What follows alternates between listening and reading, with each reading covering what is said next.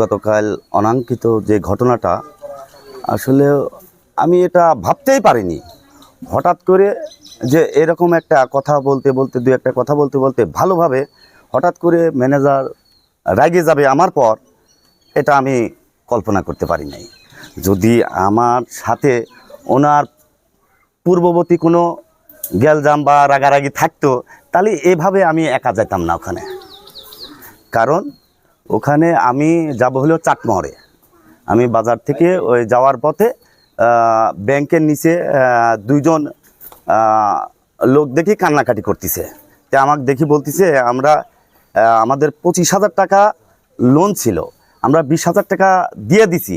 এখন এই manager sir আমাদের আজকে নোটিশ পাঠায় বলতেছে যে 10,000 টাকা লাগবে হলো উকিলের জন্য, উকিল নোটিশ।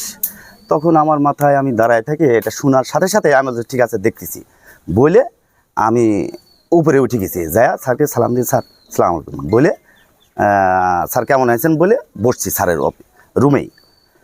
তখন ওই মুহূর্তে একটা মুরব্বী ছিল, ওনার নামটা কি বলতে পারলাম না, তবে যথাসম্ভব উনি সিএনজি চালায়, ওনার বাড়ি হলো নেংরিতে। আর তারপরে ক্যাশ টেবিলে যেখানে ক্যাশ হয় মানে পল্লী বিদ্যুতের হলো দেয় আপনার হলো বিল, ওইখানে একটা কাগজ হাতে এই ছেলেটা দাঁড়াইছিল। আচ্ছা, স্যারের সাথে কথা বলতে আমি বলি, স্যার মামলা বলে দিচ্ছেন অনেক, আমার বাপের নামে তো একটা লোন আছে, আমি তো কিছুদিন আগে টাকা দিয়ে গেছি, তো আপনি আমাকে যদি ওই হিসাবটা একটু দেখাতেন তাহলে আমার পক্ষে ভালো হতো। আর যদি মামলা দিয়ে দেন বা কোনো স্যার যদি আমার বাড়ির পর যায়, তাহলে আমার বাপ মা আমার পর রাগারাগি করবে। স্যার কাইন্ডলি আপনি একটু আমাকে হিসাবটা দেন। তো স্যার বলতেছে, আপনারা মেম্বার হয়েছেন, যখন তখন প্রতিনিধি হয়েছেন বলে যখন তখন অফিসে চলে আসবেন, এটা তো ঠিক না। আমাদের সময় অসময় আছে, আপনাদের হিসাব এখন দেওয়া হবে না। কারণ স্যার 1 মিনিট লাগবে, আপনাদের অনলাইনে হিসাব দেখেন। আর আমি অসুস্থ মানুষ, আমি 5-6 দিন জ্বরে শুয়ে, তখনও জ্বর অবস্থায় ছিলাম আমি। ইতিমধ্যে ম্যানেজার ওই সিএনজি চালক ওই চাচা ম্যানেজারের সাথে কথা শেষ করে আমার কথাটা শুনতেছে। চাচা বলতেছে কি, স্যার আমাদের প্রতিনিধি, আপনি হিসাবটা দিয়ে দেন, 1 মিনিট লাগবে, উনি মনে হয় অসুস্থ, উনি আবার চলে যাবে মনে হয় কোথায়। উনি ম্যানেজার স্যার ওনাকে মানে ধমক মারছে, এই আপনি বেশি বোঝেন দিয়ে লাফায়া দাঁড়ায় উঠছে চেয়ার থেকে। তো আমি আবার স্যারের 2 হাত ধরে বলতে, স্যার আপনি একটু বসেন, আপনি ম্যানেজার স্যার আমাদের, আর আমি হলো এখানকার প্রতিনিধি স্যার, আপনি আমি রাগারাগি করলে কেমন হয় বলে সারি ওনার হাতটা আমি এইভাবে ধরেছি বসানোর জন্যে।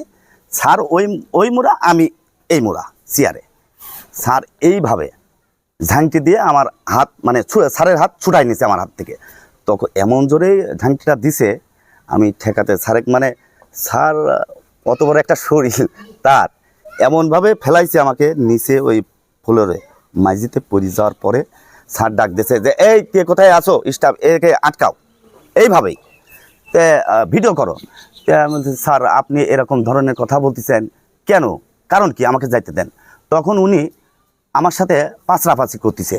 তখন আমার একটু খেয়াল আছে, ইনি আর হলে ওই চাচা আমাকে টাইনি তুলেছে নিচের থেকে টাইনি তোলার পরে যখন আমার এখানে কে করছে আমি দেখি নাই, তবে এখানে রক্ত বাড়াচ্ছিল, এই পাশ দিয়ে রক্তর যে বাড়াচ্ছিল, তখন আমার দেখি তো সেন্সে লাগছে। লাগার পর ম্যানেজার দাঁড়ায় আছে, আমি স্যারে এইভাবে ধাক্কা মারছি আমাকে বাড়ানোর জন্য। উনি দেখি তখন হলো ফোনে কোথায় যেন কথা বলতেছে, আমার এটা মাথায় নাই। পরে আমি দেখলাম ভাবসাব ভালো না, কারণ এটা সরকারি একটা ব্যাংক। বলার সাথে সাথে ইনি আর ওই চাচা আমাকে কাঁধ ধরে, তখন উঠতে পারি নাই, আমার এই পায়ে আঘাত লাগছে। এনারা আস্তে আস্তে, আমি ন্যাংরায় হাঁটতেছি, ওনারা সিঁড়ি থেকে নামিয়ে আনছে। সাথে সাথে ম্যানেজার কি করছে, ওই গেট লক করছে, তালা দিছে। তখন আমার ফোনটা ওখানে এখন কাড়িয়ে নিচে হাতে থেকে না পড়ে গেছে বন্ধ। আমি বলতেছি, আমার ফোন কই। পরে আমার অবস্থা খারাপ দেখে জব্বার মামা এবং জিন্না মামা উনি বলল, তুমি তাড়াতাড়ি ডাক্তারের ওখানে যাও, তোমার আর কোথায় যাওয়া লাগবে না, এটা আমরা দেখতেছি। আমি জানতে পারলাম যে হলো ওখানে ভাঙচুর হয়েছে। তে আমি দেখলাম যে ভাঙচুর হবে, তাহলে কি হলো, অন্য মানুষ যায় কি পরবর্তীতে ওখানে ঝামেলা বাঁধাইছে। পরে আমি ওখানে যে দোকানদাররা ছিল তাদের সাথে কথা বললাম, তে বললো না তুমি চলে যাওয়ার পরে ওরা দরজা খুলে নেয়, পুলিশ যখন আসছে তখন হলো দরজা খুলছে। আমার দ্বারা যে এই এলাকার কোথায় ক্ষতি হয়েছে, কোন খ্রিস্টানের বাড়ি ডাকাতি হয়েছে, কোন হিন্দুর বাড়ি নির্যাতন হয়েছে, আপনারা যদি এটা কেউ যদি প্রমাণ দিতে পারে, আমি এই ওয়ার্ডে আজ থেকে মেম্বারি ছাড়িয়ে দেবো। আমি যতটুকু শুনছি যে ম্যানেজার নিজের হাতে হুকুম দিয়ে নিজের হাতে উনিও ভাঙছে একটা, এবং ওনার যে সকল কর্মচারী ছিল ওনাদেরও ভাঙাইছে, এবং বলছে তোমরা যদি কোনো বিষয় মুখ খোলো তাহলে তোমাদের বিষয়ে আমি অভিযোগ করব বড় জায়গায় এবং তোমাদের চাকরি চলে যাবে। আমি যদি ওখানে কোনো অপরাধ বা অপরাধী হয়ে থাকি আইনের চোখে বা সাক্ষী প্রমাণে, তাহলে আপনারা বা আইনের পক্ষ থেকে যে সাজা দিবে আমি সেই সাজাটায় মাথা পেতে নেব।